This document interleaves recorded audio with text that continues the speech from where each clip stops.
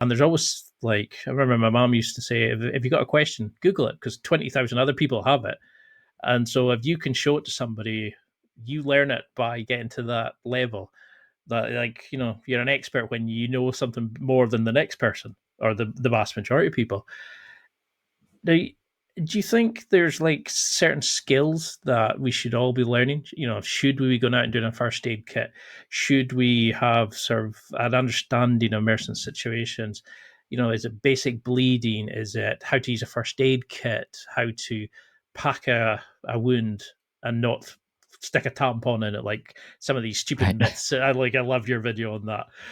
Like, what would you want us to do skill wise to be a better understanding of this? Like, is there courses we should go on?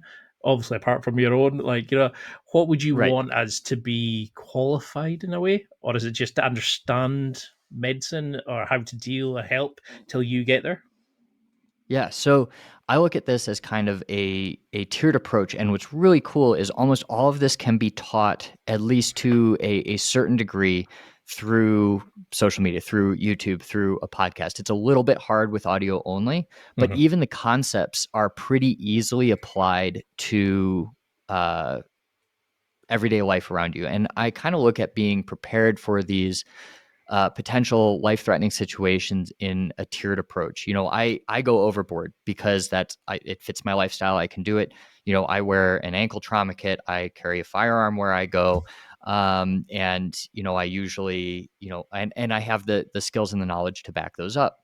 That's not feasible or beneficial to a lot of people, and that's totally okay if you don't want to go that far. And a huge mistake we make is telling everybody that that's what they need, because then it's either all or nothing. They're either going to carry all that stuff and be an asset, or they're not going to carry it and they're just useless. And that's not the case at all. So for somebody walking down the street that doesn't want to carry anything in addition to their keys and their phone and their wallet, you can intervene in almost any situation. So, first and foremost, I would say no CPR.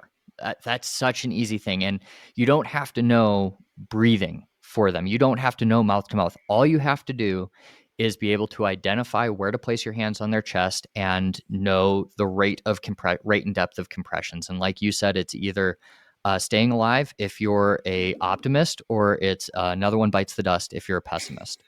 So Mm-hmm. either one works. They'll give you the same rate. It just kind of depends how you're feeling that day for the patient. But maybe not singing "Another One Bites the Dust" out loud. That probably doesn't fill people around you with confidence, I would say.